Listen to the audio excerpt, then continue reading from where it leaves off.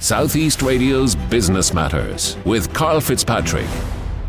Well, the EY Entrepreneur of the Year programme does not just crown the leading entrepreneurs in the country, it creates a unique opportunity to join an illustrious network that can bring your business to the next level. The 24 finalists each year also have an opportunity to participate in the CEO retreat, which is always highlighted as the participants' standout moment from the entire process. So, could you be the EY Entrepreneur of the Year for 2024? Well, Roger Wallace, the partner lead for the EY Entrepreneur of the Year programme, joins us now to outline why businesses across the Southeast should apply. Roger, thank you so much for joining us this morning. You might start by reminding us about the success of last year's programme. Good morning, Carl. Wouldn't miss it. We had an exceptional group of finalists last year, Carl, and our finalists really are the heartbeat, the lifeblood of the EY Entrepreneur of the Year. From memory, there was a record number of nominations, about 140, 150 nominations last year, and we picked our 24 finalists. I mean, a couple of highlights for me straight away were, for the first time ever, we had 10 double-digit female finalists, outstanding companies right across all three categories, and 8 of the 24 companies had sustainability at their heart of the strategy. So really their USP was very much carbon and sustainability of the planet related, which was an interesting reflection, I think, on where innovation and creativity is going for Irish entrepreneurs.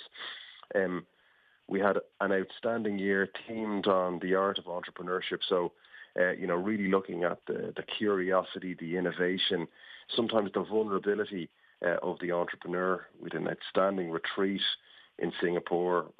Singapore is an unbelievable economy, really a lens into, in some ways the Ireland of Asia, where that triangle between the educators, the state, and great business makes for a real hotbed for business, particularly technology change, scientific change.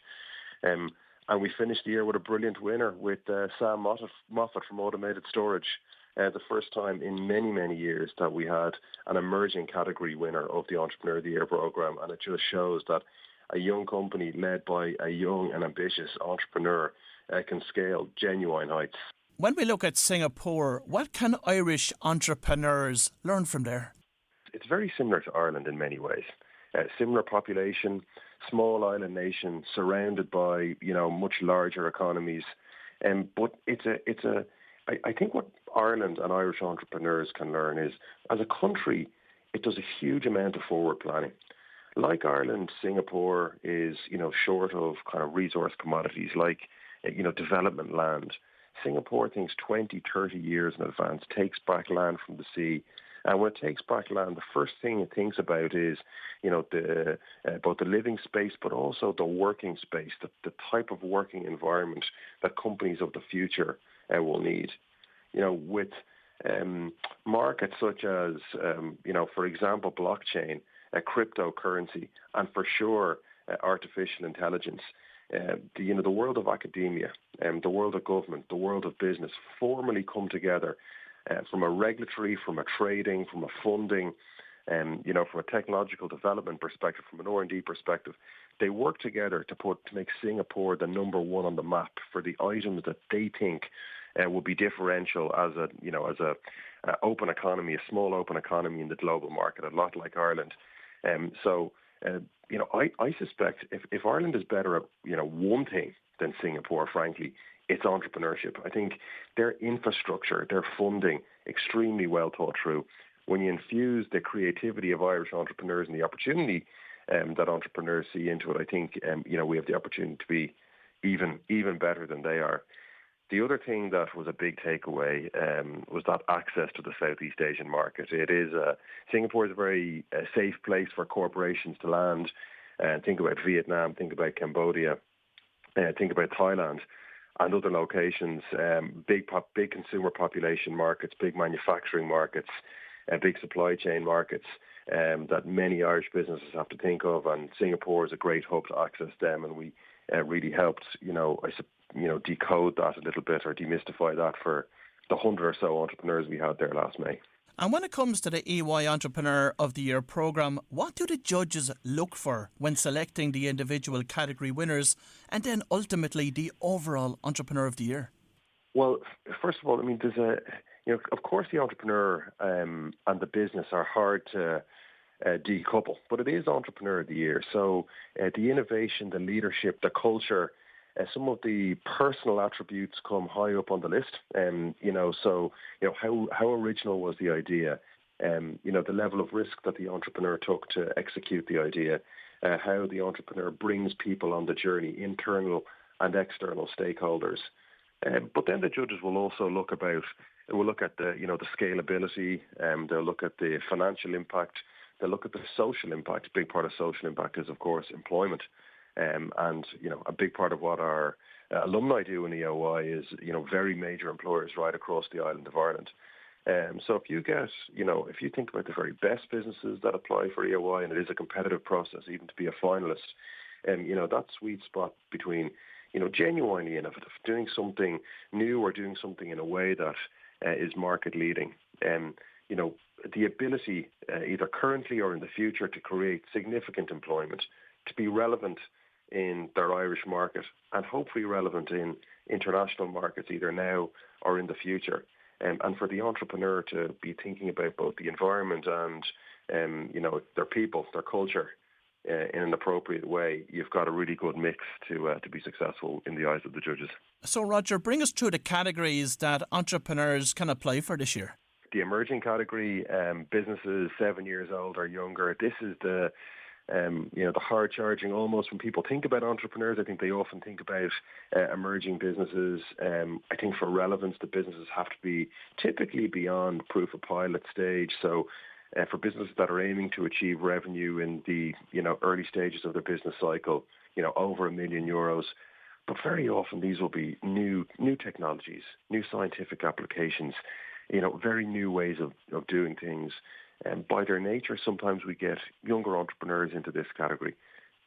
More and more, I must say, though, over recent years, because of the advent of e-commerce, because of the way people buy things now, because of the way people design things now, because of access to different manufacturing techniques in much, smaller units, etc., consumer products have also started to become, the domain of younger entrepreneurs or emerging entrepreneurs, not necessarily younger in age, but emerging entrepreneurs, emerging businesses. The established category is, usually more long-standing companies, pillars of the community, great employers, for sure doing things in a entrepreneurial way, in a creative way, in a well thought through way to survive and thrive for multiple years. Very often family businesses or businesses that have been around a long time, businesses that are, well recognized in their markets, and their market, typically Ireland and the UK, or a small number of international locations beyond that.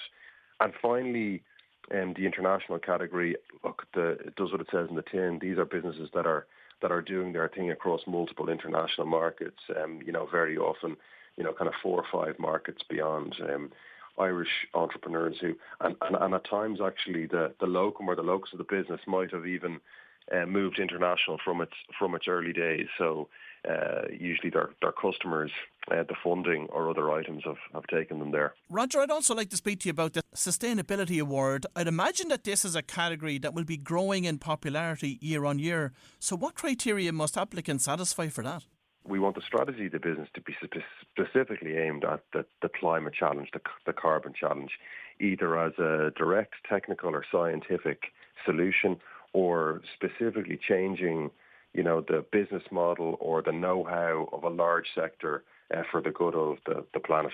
Our first winner of the Sustainability Award, Nutritics, a really innovative piece of software that's helping all restaurants, catering companies measure the carbon footprint of everything that goes onto their menus, that helps food companies, food manufacturing companies understand the carbon footprint of everything that's going into their manufacturing processes, in line with legislation around the world, and completely revolutionising the decisions that can be made by this huge and kind of carbon-heavy sector. So such businesses are coming to the fore more and more in Ireland as the sustainability challenge percolates down through business. Last year's winner, Catagen, an outstanding business doing, frankly, lots of things in the sustainability space. But one of the most noteworthy is synthetic jet fuel. You don't need me to describe what a game changer that could be for airlines and aviation all over the world to take away the carbon challenge that is such a big factor of their future thinking right now. And it's amazing to think that,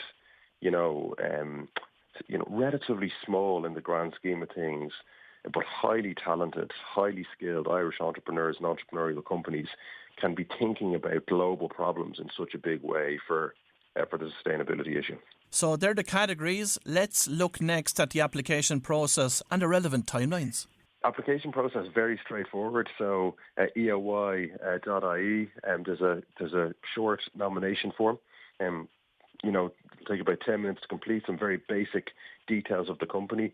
And what we do then in EY is we send a couple of EY people to meet the entrepreneur. And then we do all the work of the formal nomination form, which goes to our judges. Our judges are 12 former winners, this year chaired for the first time by Harry Hughes of Port West. I should add that anybody can nominate the entrepreneur. So the individuals themselves for sure, but people that work for them in their business, their investors, other stakeholders, families, friends, kind of don't hold back. It is a real compliment and a claim to nominate somebody for EOY. Nominations close at the end of February. And what advice can you give to potential applicants to help them to stand out from the crowd during the process? Oh, I think it's be themselves. The uniqueness of their thinking, their vision, their business will always stand out if we have a good, open interview with the EY people. The EY folks who do the interviews are well trained to try and grab the essence of the entrepreneur, the life story. But the ones that stay in my mind, I've done literally hundreds of interviews over the years. The ones that stay in my mind are the folks that, they're really open about the challenges, the risks, the difficult moments, and then the successes and what it meant to them, their people, their thought, how their thought process changed, how their self-belief, their confidence, their ambition changed, the real entrepreneurial journey. And when we capture that on the page alongside the achievements of the business, the story, the personal story just, leaps up to the judges. And of course, as entrepreneurs, they recognize it, they feel it. And those ones, very often come true. Having spoken to many past participants of the EY Entrepreneur of the Year programme over the years on this show, they've all said that the CEO retreat was a particular highlight. So where will this year's CEO retreat take place and what will happen on it? Well, the CEO retreats are, they're outstanding. We take folks away from their desks for an entire week. We host the 24 finalists. Along come usually about 65 or 70 of our alumni, so 100 entrepreneurs or so in total. Irish media representation from Irish government come, and we go on essentially learning and exploration and trade missions. A complete detach from the day-to-day world of the desk, and a chance to think about themselves as entrepreneurs, to think about their businesses. This year we're off to South Africa, to Cape Town. It's our first time going to the continent of Africa in the 27th year of EOY. We're heading to South Africa. First of all, it's a gateway market to Africa. Africa is the continent that's going to change the most fundamentally over the coming generation in terms of consumer purchasing power, in terms of educated resources, in terms of the requirements of the sustainability challenge, in terms of countries, a lot like the journey that Ireland has been on over the past 25 years or so, in terms of countries doing a huge amount of investment to raise the standard of living of the individuals in the country with a significantly increasing economies. And the opportunities, I think, for the entrepreneurs to support that, I suppose, and to be part of that economic opportunity and the opportunity of the resources that are uniquely there in Africa is genuinely outstanding. On top of that, it's the well-being, a little bit of work on the entrepreneurs themselves as leaders, as individuals, and we'll take some time that's away from the executive education, away from the business leader conversations or the political leader conversations, and we'll get them thinking about their sustainability of themselves as individuals, how they need to evolve as leaders within the business, and do a little bit of self-introspection, a bit of deep thinking, and of course lots of time to interact with each other. And very often, no matter where we are in the world, some of the best conversations happen with the entrepreneurs building friendships and business relationships with each other while away. And of course, long after the competition ends, the benefits from the alumni network cannot be underestimated. I'm glad you raised it, because this is the heart of the whole thing. The 600 entrepreneurs who make up our alumni, they collectively employ about 250,000 people on the island of Ireland. They're a huge part of the island economy, but society, our communities. The collective learning is massive. And what is truly unique about this alumni is the trust that's formed amongst the group. I've never heard a breach of trust in the genuinely open sharing conversations between the entrepreneurs. They trade with each other, they invest in each other, they have great fun and friendships with each other. A very unique group, a very unique atmosphere, and this is what people enjoy the most. Leadership, as you well know, Karl, leadership can be a lonely place in businesses. A lot of things fall on the CEO or the founder or the entrepreneur, and sharing that with what many of them would call, their tribe, is something that they love, they thrive on. And over the years, I've received calls from yourselves for Chevron College to take part in myself in this competition, and I've always felt, am I at the right stage with the business? What would you say to people that are thinking like me that are listening this morning? I'd say have a proper conversation with myself or one of my partners in EY, or as impactfully with one of the entrepreneurs. Frankly, the vast majority of people that have been nominated over the years always have some concern about, is it the right time? Do I have the right time? Will I do myself justice? There's never the wrong time to surround yourself with great people, to stretch yourself as an entrepreneur in terms of your thinking. Frankly, to take a moment also to reflect on, what has been achieved? How was it achieved? Are you still comfortable with those principles? Are you still, loyal to those principles? What has to change for continued growth and success? It's an outstanding experience for folks. I would say there's very rarely the wrong time to do it. Well, if you've just tuned in, that was Roger Wallace, partner lead for the EY Entrepreneur of the Year programme, and it would be great to see some Wexford entrepreneurs amongst the 24 finalists. Southeast Radio's Business Matters with Karl Fitzpatrick.